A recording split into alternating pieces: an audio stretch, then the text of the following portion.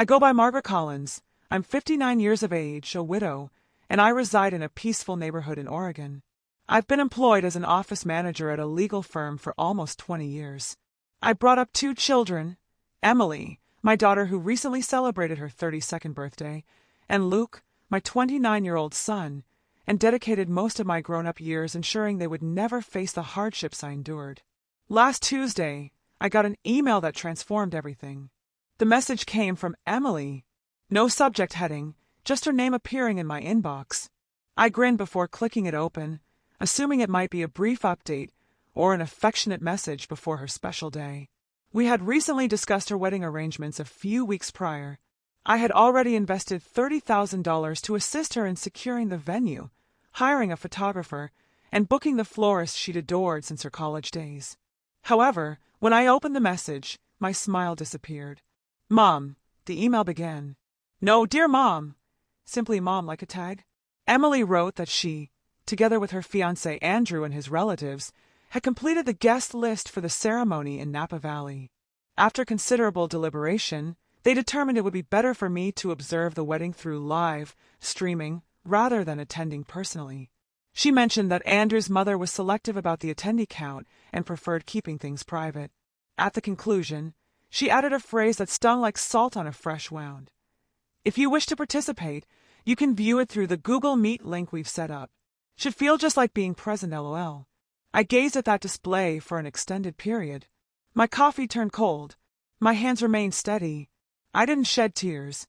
Something within me quietly transformed, as if the earth had split open, yet I remained upright. I responded with merely 4 words. "Sure. Enjoy your big day." No feeling, no dispute, just a silent retreat. And I understood deeply that those 4 words would resonate more powerfully than any shout. I didn't wish to argue. I didn't want tears. I desired clarity. I wanted the quiet to convey its message. I shut the laptop, drank my now cold coffee, and prepared for work as if it were just another Tuesday. But it wasn't. That was the day I ceased pretending that my sacrifices held any significance to my daughter. That was the day everything started to transform. The journey to the office that morning was silent. Oregon's early spring atmosphere still carried a coolness, but I hardly noticed. My thoughts kept returning to the same question. How did we arrive at this point? I've spent 18 years employed at Caldwell Walker Law. It's not exciting, but it's dependable. And dependability was what I required after my husband passed away unexpectedly when the children were still adolescents. I recall standing before our old washing machine, bills scattered across the counter, attempting to determine how to afford both groceries and Emily's upcoming college payment. During that time, I didn't hesitate to sacrifice my weekends. I accepted additional shifts, canceled holidays, missed birthdays. I convinced myself there would be time for me later. There never was. Every dollar I saved went to Emily and Luke. When Emily switched majors twice and required more credits, I paid. When she relocated across the country for a brief job in New York, I covered her deposit and airfare. When she wept through her second breakup at 27, I traveled out, held her hand, and prepared her tea in a kitchen that didn't feel like home. When Luke desired to purchase a house with his fiancée, I co-signed the mortgage and wrote the initial $10,000 check without pause. I never maintained a tally. That's what mothers do, correct? But that email made me feel like a business deal, like I had been helpful and now I wasn't. Like I had an expiration date and it had passed. Back at the office, my supervisor Robert visited my desk. He's one of those uncommon men who recalls birthdays and how you prefer your coffee. He spotted something was wrong immediately. "You appear like you've encountered a ghost," he said, placing a latte from the cafe downstairs on my desk. I wanted to confide in him. I wanted to say my daughter just excluded me from her wedding, but instead I smiled and mentioned I hadn't rested well. He didn't press. That small gesture of compassion, the coffee, the silence, nearly broke me. After all the chaos in my mind that morning, it reminded me that I still existed, that I still had value, even if only quietly. Around midday, my phone vibrated. Emily again. Her name illuminated my screen like a beacon I didn't desire. Voicemails, messages. "Mom, please respond. We must talk. This isn't amusing." I didn't listen to any of them. Not yet. I just remained there sipping my latte, and thought perhaps it's time to stop being the one who always responds. Perhaps it's time to stop performing a role in someone else's narrative when they won't allow you on the platform. That afternoon, I made a choice that would shake the foundation beneath all of us. I wasn't going to yell. I wasn't going to plead. I was going to do something far more impactful. I was going to take action. After work, I didn't head straight home. I drove to First Federal Bank, a few blocks away from the office. Carlos, the branch manager, had assisted me with everything from establishing college funds to modifying retirement contributions. He always welcomed me by name. "Mrs. Collins," he smiled, rising to shake my hand. "What can I help you with today?" I sat down across from him and set my purse on the floor. My voice was steady, almost unnaturally steady. "I need to stop a wire transfer," I said. He blinked. "The one to the Napa venue?" "Yes, that one." Carlos paused. "There might be a cancellation charge depending on timing, but may I inquire why?" "The situation has changed," I responded without elaborating. He checked something on his screen. "You're fortunate. It hasn't gone through yet. Just in time." He paused, then looked up at me. "Are you certain, Mrs. Collins? $50,000 is a substantial sum." I nodded. "I'm certain." $50,000. That was the sum I had intended to send next, in addition to the $30,000 already gone. $80,000 total for a wedding I wasn't permitted to attend. I signed the required documents and departed the bank without looking back. By the time I arrived home, there were 9 missed calls from Emily, 2 from Luke. One voicemail simply stated, "Mom, please don't do this." I switched off my phone. In the kitchen, I reached for the bottle of red wine I'd been reserving for Thanksgiving. I hadn't opened it then. Emily was supposed to visit, but she canceled at the last moment. Work, she claimed. I poured a glass, took it out to the porch, and sat in the diminishing sunlight. Birds sang in the trees. A neighbor's dog barked. Everything felt calm. And then the memories began flooding back in waves. All the birthdays I organized alone. All the holiday meals where I pretended I wasn't waiting for a call that never came. All the small sacrifices that nobody acknowledged. The new shoes I didn't purchase. The car I drove for 14 years. The vacations I delayed. I thought about Andrew's mother, the woman who barely knew Emily, yet her viewpoint carried more influence than mine, the woman whose concept of family meant excluding the one person who had supported Emily through every difficult period of her life. I thought about how Emily concluded her email with LOL, as if watching your own daughter's wedding through a screen was humorous. And finally, I thought about myself, not as a mother, not as a widow, but as a woman. What did I desire? Peace, dignity, a life that didn't center around being valuable to people who only appeared when they needed something. That night, around 9 p.m., the doorbell chimed. I considered ignoring it, but curiosity overcame me. It was Luke, still in his work attire, tie loosened, sleeves rolled up. He appeared uncomfortable, holding his phone in one hand like a barrier. "Mom," he said, stepping inside before I could speak. "Why aren't you responding to your phone? Emily's panicking." I closed the door calmly. "Hello to you too." He sighed, already pacing. "She claims you're not attending the wedding now, that you're being stubborn."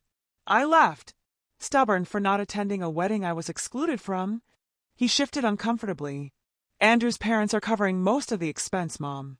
You understand how conventional they are." I raised an eyebrow. Conventional? I already paid $30,000. I was about to give $50,000 more. That's not tradition. That's extortion. He froze. "Wait, you were sending another $50,000? I said, sipping my wine, but not anymore.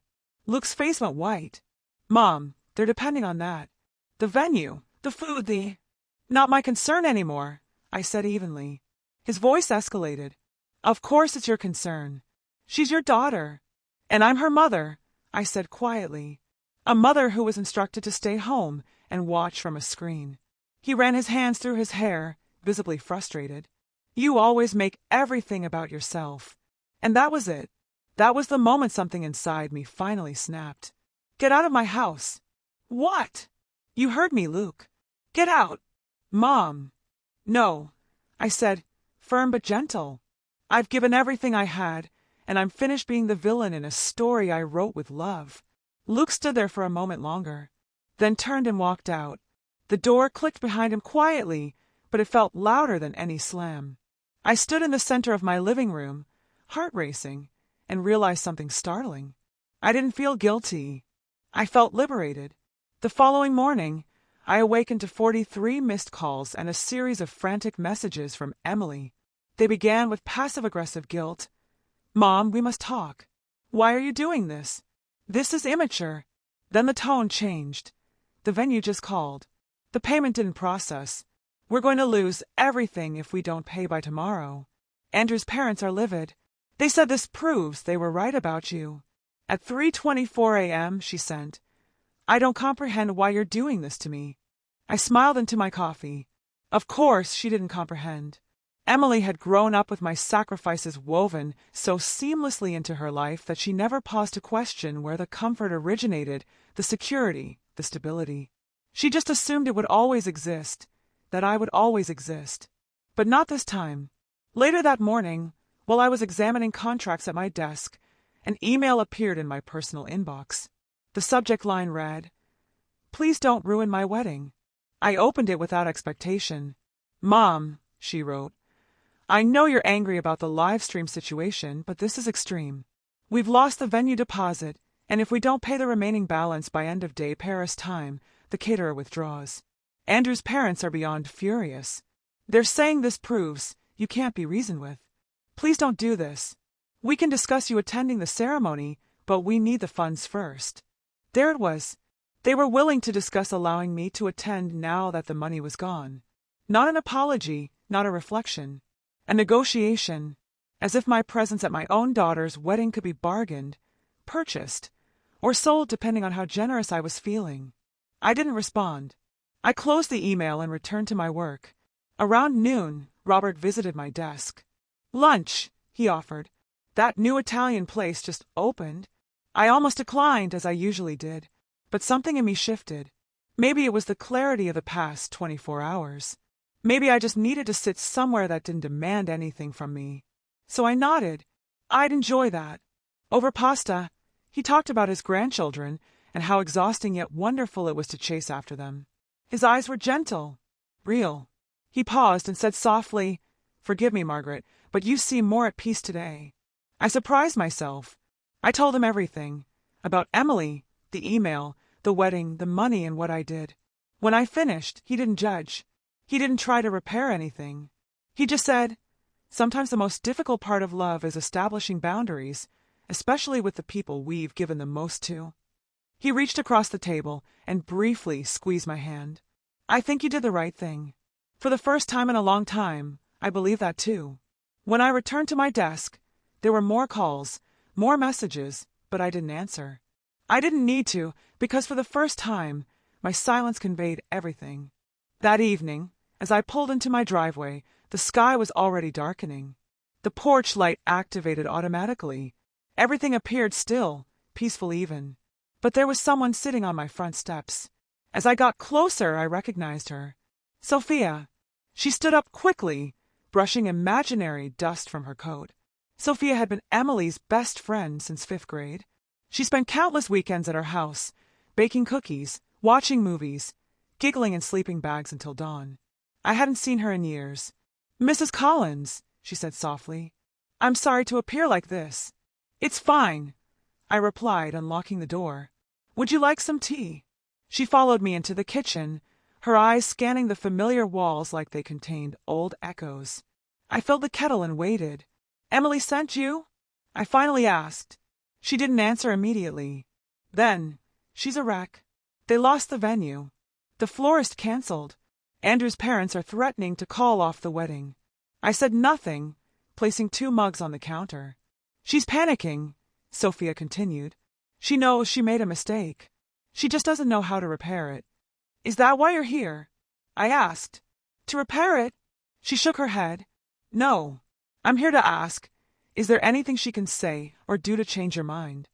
I paused. Was there? Would an apology change how it felt to be excluded, to be used like a bank account, to be told you're not welcome unless your money is? I looked at Sophia, still young, still hopeful. "No," I said quietly. "There isn't." Her shoulders dropped. "Not even if she apologizes?" I handed her a mug of tea. "Words are simple, Sophia, especially when people are desperate.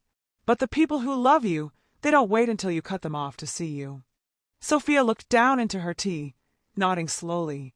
"I understand," she said, "even if she doesn't." "I'm sorry, Mrs. Collins." "You don't need to be," I replied. We stood in silence for a moment. Two women from different generations, connected by one hard truth. Sometimes love has limits. Sometimes the only way to be seen is to walk away. Sophia didn't stay long. She didn't try to argue. She just thanked me, hugged me gently, and walked back into the night. And I finally closed the door on a version of myself I had long outgrown. The wedding never happened, not as they planned anyway. They scrambled to find another venue, but everything was either booked or far too expensive without the money I had once promised. According to Luke, they ended up having a small backyard ceremony weeks later, just a few relatives and Andrew's parents. I wasn't invited, and this time I didn't need to be. In the weeks that followed, Emily sent one more email, a long one. Emotional, half apology, half justification. I read it once, then archived it. I wasn't angry anymore, just finished. There's a strange peace that comes with letting go, not in rage, but in clarity. For the first time in decades, I woke up not wondering who needed something from me, not bracing for another guilt trip disguised as love. I made a new rule for myself. If my presence is negotiable, then so is my effort. I go to work. I read novels. I joined a pottery class. I have dinner with friends who see me, not what I can provide them. And I've learned something I wish I'd known sooner. You don't have to set yourself on fire to keep others warm. If this story touched you, share it, comment below, and don't forget to like and subscribe. Sometimes the most powerful kind of love is the one you finally give to yourself.